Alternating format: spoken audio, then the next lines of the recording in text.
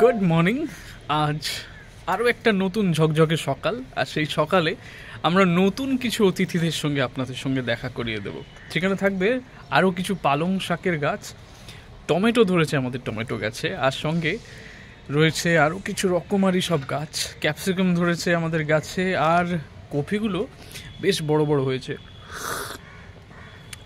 তাই শীতের চা আর এইসব নতুন সবজি, গাজর গাছ হয়েছে, হ্যাঁ গাজর গাছ একদম মিটি মিটি বেরিয়েছে, আর সেই সঙ্গে লাল শাক, পালং শাক, সব মিলিয়ে জমজমাট এই যে আমাদের ছাদ বাগানের একটা দৃশ্য।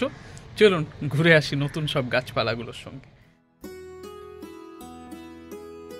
জীবন বড়ই অদ্ভুত, মানে আনপ্রেডিক্টেবল। আপনি কিছুতেই গোলাতে পারবেন না, আর যদি চেষ্টা করেনও যে আজ এমন কাটছে কাল একটু অন্যভাবে নিয়ে যাব, থোড়ি না আপনাকে পাত্তা দেবে জীবন। জীবন আর সময় একে ধরে রাখা যায় না, আর ঠিক এর পরের মুহূর্তে কি হতে চলেছে তাও আমরা জানি না। আমরা যেটুকু জানি যে আমরা যদি কিছুটা চেষ্টা করি তাহলে সময় আমাদেরকে অনেকটা ভরে ভরে দেবে, এবং সেটা সত্যি দু চোখ ভরে দেখার মতোই। তাই আমরা প্রতিনিয়তই চেষ্টা করে যাই মাত্র। ছাতের বাগানটি বেশ ঝকঝকে তকতকে লাগছে। নোটে শাকগুলো লাগিয়েছিলাম যখন বীজগুলো ছড়িয়ে দেওয়া হয়েছিল, বা এই কফি গাছগুলো যখন ছড়িয়ে দেওয়া হয়েছিল, পেঁয়াজ শাক যাই বলেন, টমেটো গাছগুলো বড্ড ছোট ছোট ছিল। এই যে কত বড় একটা ফুলকপি এখন চোখের সামনে দেখতে পাচ্ছেন।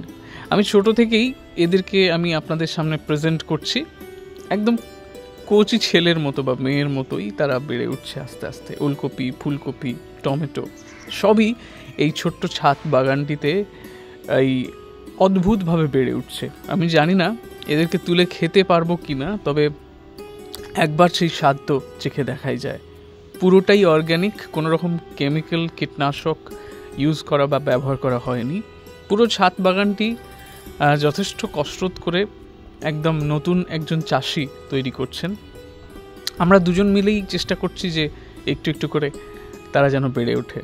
পালং শাকের গাছ এগুলো যেগুলো দেখছেন, আর সাদা নোটে শাকের গাছ দেখছেন, এগুলো সাধারণতই ছোট দানা ছড়িয়ে দিয়ে ভিজিয়ে দিয়ে ছড়ানো হয়েছে। এর মধ্যে কিছু কিছু ঢেঁড়স গাছও দেখতে পাবেন, সেগুলো তুলে অন্য জায়গায় আমাকে লাগাতে হবে বা প্রসেস করতে হবে।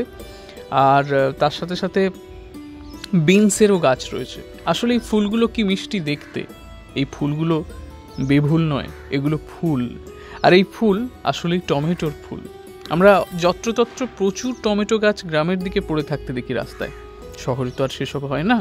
আর শহরে টমেটো ফলানো খুব চাপের, কষ্টসাধ্য। দেখুন কি মিষ্টি লাগছে না আপনাদের চোখের সামনেই। ছাতের বাগানে আপনাদের ভালোবাসায় এই সমস্ত ফসলগুলো একটু একটু করে বেড়ে উঠল। ভালো থাকুন সবাই, এইভাবেই পাশে থাকুন।